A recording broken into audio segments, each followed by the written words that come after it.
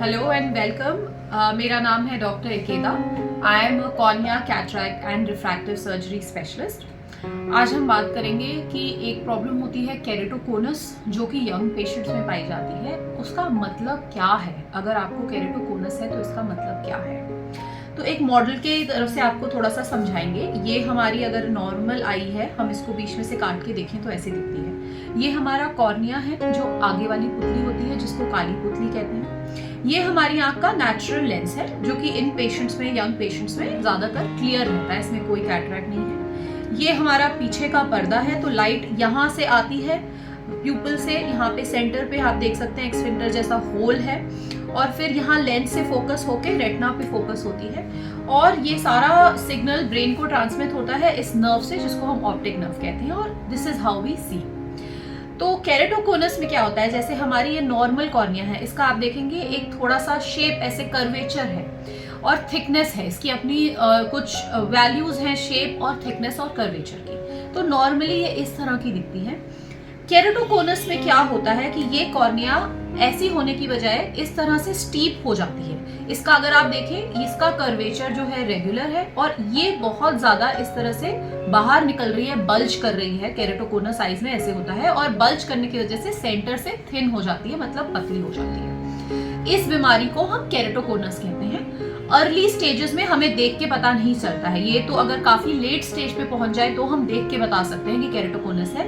Early stage पे detect करने के लिए हमें कुछ आंख के टेस्ट करने पड़ते हैं, जिसको हम कॉर्नियल टोपोग्राफी कहते हैं। मतलब हम इस वाले स्ट्रक्चर की, कॉर्निया की शेप और थिकनेस को मैप करके देखते हैं कि कहीं आपकी कॉर्निया स्टीप और थिन तो नहीं हो रही है। तो ये बीमारी क्यों होती है, इसके बहुत सारे रीजंस हैं। सबसे पहले जो सबसे इम्पोर्टेंट रीजन है वो है आई रबिंग। आंखों को जोर जोर से मसलना अच्छी बात नहीं है, उससे आपकी कॉर्निया की शेप खराब हो सकती है, और ये टेंडेंसी उन लोगों में होती है जिनको आंखों में बार बार एलर्जी होती रहती है। तो अगर आपकी आंख बार बार लाल होती है, आपको एलर्जी होती है, उसको ट्रीट करना बहुत जरूरी है, नहीं तो आप अपनी आई रबिंग बंद नहीं कर पाएंगे। फिर कुछ और फैक्टर्स एसोसिएटेड है, कुछ फैमिलीज में रन करती है। Genetics plays a role, family history से केरेटोकोनस ट्रांसमिट हो सकता है, और कुछ कॉन्टैक्ट लेंसेज यूजर्स में भी हो सकता है। इसका जो इलाज है वो काफ़ी कॉम्प्लेक्स है।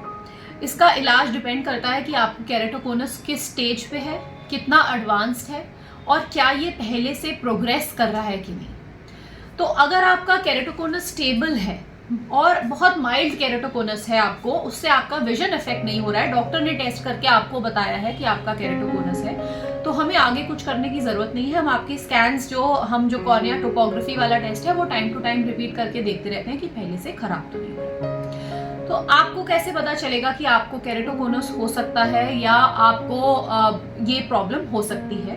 तो उसके कुछ सिंपल तरीके हैं। एक तो ये, अगर आपका नंबर बार बार फ्लक्चुएट करता है, आपकी एज 21 के ऊपर है लेकिन आपका सिलिंड्रिकल नंबर बढ़ता है या फ्लक्चुएट करता है, या जब आप अपने चश्मे वाले के पास जाते हैं वो कहते हैं कि आपका नंबर ठीक से आ नहीं रहा है और आपका विजन चश्मे के बावजूद भी इम्प्रूव नहीं हो रहा है, तो बहुत ज्यादा फ्लक्चुएशन इन योर पावर, या विजन चश्मे के साथ भी ठीक ना होना और बाकी आंख अंदर से अगर ठीक है, और या आपको डबल इमेजेस या घोस्टिंग होता है, मतलब आपको एक चीज दिखती है उसके साथ एक और चीज उसी की शैडो दिखती है। अगर आपको शैडो ही दिखता है, ऐसा लगता है कि डबल इमेजिंग दिख रही है, तो ये सारे साइंस हैं कि आपको केरेटोकोनस हो सकता है, और आपको एक कॉर्निया स्पेशलिस्ट से चेक करवाना चाहिए केरेटोकोनस है कि नहीं।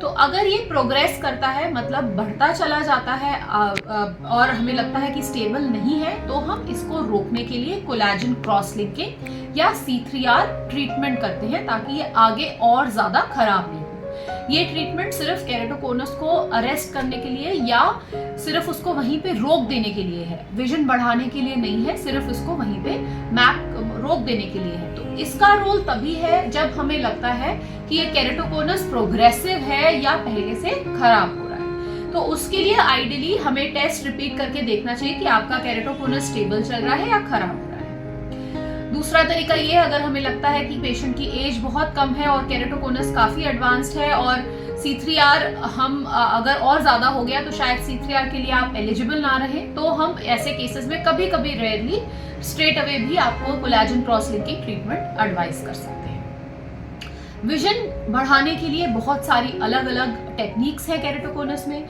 सिंपल है ग्लासेस, अगर आपका माइल्ड केरेटोकोनस है और चश्मे से आप कंफर्टेबल हैं तो आगे कुछ करने की ज़रूरत नहीं है। नहीं तो हम स्पेशल लेंसेज, हार्ड लेंसेज आते हैं जो हम यूज़ करके आपका विजन बढ़ा सकते हैं।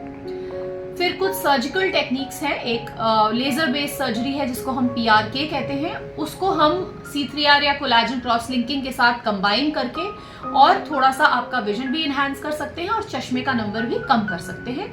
ये सर्जरी थोड़ा कॉर्निया को रेगुलर करने के लिए है, लेकिन पूरी तरह से चश्मा हटाने के लिए नहीं है। फिर एक सर्जरी है इंटैक्स, जो कि सेलेक्टिव पेशेंट्स में बहुत अच्छा काम करती है। इसमें हम यहाँ पे रिंग सेगमेंट्स लगाते हैं, लेजर से चैनल्स बना के यहाँ पे रिंग सेगमेंट्स लगाते हैं और ये कॉर्निया जो आपकी स्टीप हो रही है इसको स्ट्रेच करके ऊपर से हल्का सा फ्लैट कर सकते हैं। इससे क्वालिटी ऑफ विजन बढ़ता है, थोड़ा सा विजन इंप्रूव होता है। और अगर आप कॉन्टैक्ट लेंस नहीं लगा पा रहे हैं या बाहर निकल जाते हैं, आपको फिट नहीं हो रहे हैं, तो कॉन्टैक्ट लेंसेज की फिटिंग भी इंप्रूव होती है। ये सारी ही सर्जरीज अच्छे तरह से टेस्ट करके और ये देख के किस पेशेंट के लिए क्या सूटेबल है, इन सर्जरीज के अपने क्राइटेरिया हैं और एक कॉर्निया स्पेशलिस्ट ही ये डिसीजन ले तो बेहतर है कि आपको क्या सूट करेगा। आपके कोई भी सवाल हो तो केरेटोकोनस के बारे में आप हमसे पूछ सकते हैं। हम एक और डिटेल में वीडियो बना सकते हैं इन सारी टेक्निक्स के बारे में। Thank you.